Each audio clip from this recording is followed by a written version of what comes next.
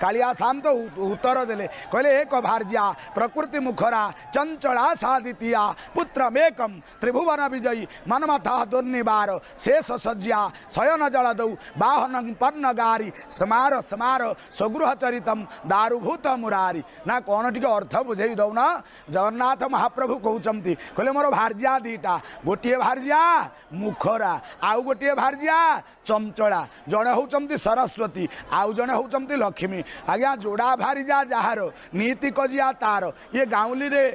गोटे प्रबाद रही से जो कालिया शांत चिंताग्रस्त होती केतेबेले चंचला एठी थिबो कुआडे चली आउ गोटे पत्नी मुखरा केतेबेले काहाकू को प्रकार कथा कहबो ता मध्य ठीक नाई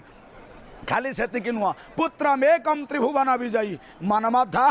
दुर्निवार गोटे एकमात्र पुओ मनमथ कंदर्प किंतु दुर्निवार केतेबेले फूल सज्ज सर अच्छी पाखे पंचसायक अच्छी अरविंद अशोकंच च्युतंच नवमल्लिका नीलोत्पल ये पांचटा फूल समाहार रे पुष्प सायक केतेबेले काहाको विद्ध करिवो जे तार मध्य यता नाई तेणु पुओटा भारी दृष्ट से कथा मध्य भावुची खाली सेतिक नुह चिंता करुछि प्रकृति मुखरा चंचला सादितिया पुत्रम एकम त्रिभुवन विजयी मनमथ दुर्निवार शेष सज्जा शयन जल दौ भाविली टिके आनंद रे शोईजी समुद्र कूल रे शोईबी शोइली जे किंतु साप उपरे शोईची केतेबेले ढेउ आसुची साप उठी जाउची पुणी तळकू पड़ी जाउची ए जो ढेउर ढेउ ढेउ का गति भितरे मो चलचंचल गति हो जाउची मु शांति रे शोई पारुनी एहा मध्य मोर गोटे दुख खाली सेतिक नुह बाहन पर्णगारी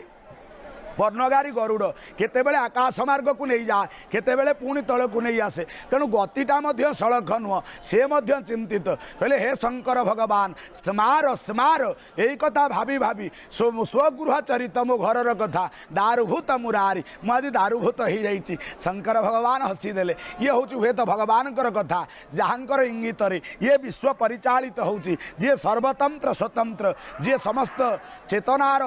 सर्वश्रेष्ठ भाव रही ये कालिया सुना ये किए